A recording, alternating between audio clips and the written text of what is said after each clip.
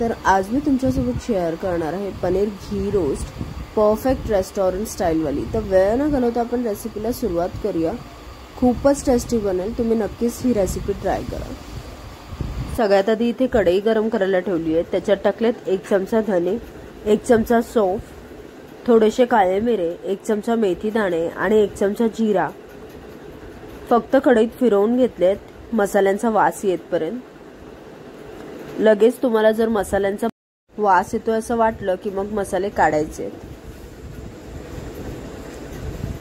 आता त्याच कढईत मी भाजून घेणाऱ्या मिरच्या सुद्धा 5 ते 6 मिरच्या घेतल्यात मी इकडे। मिरच्या भाजून झाल्या की आता त्याला एका मिक्सरच्या भांड्यात काढणार आहे। त्याच्यातच 5 ते 6 लसणाच्या पाकळ्या टाकणार आहे आणि 1 इंच अद्रक टाकणार आहे। आता त्याच्यातच सगळे मसाले टाकणार आहे जे आपण भाजून घेतले होते। मिक्सरला वाटून घेऊया आपण ही पेस्ट, थोडंसं पाणी टाकू। आता आपण इकडे देऊया फोडणी। फोडणीसाठी मी इथे टाकलंय कढईत तूप गरम झाल्यावर त्याच्यात टाकले 2 ते 3 बारीक चिरलेले कांदे टाकून परतून घ्या।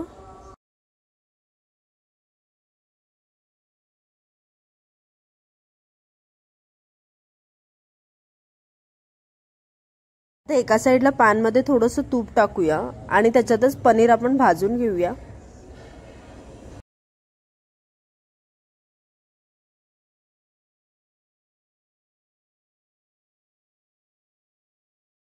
इथे कांदा परतून झालाय। आता आपण याच्यात टाकूया ती पेस्ट जी आपण बनवून घेतली होती मसाल्यांची।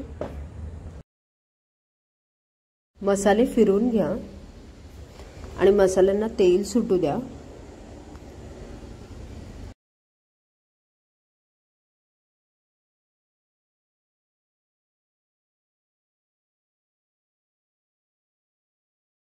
इथे पनीर खरपूस अशी भाजून घेतली आहे। इकडे मसाले फिरवून घ्या। मसाल्यांना तेल सुटल्यावर याच्यात टाका दही,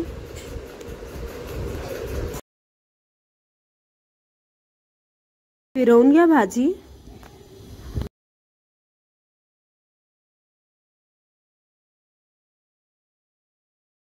आता याच्यात टाका मीठ आणि थोडंसं गूळ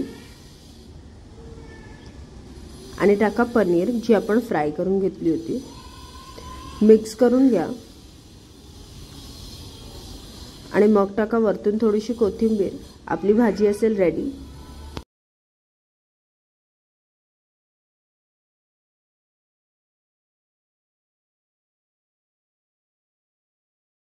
तर तुम्हाला ही पनीर घी रोस्टची रेसिपी खूपच आवडली तर नक्कीच लाईक करा, शेअर करा, सबस्क्राइब करा आणि कमेंट करून मला नक्कीच सांगा की तुम्हाला ही रेसिपी कशी वाटली।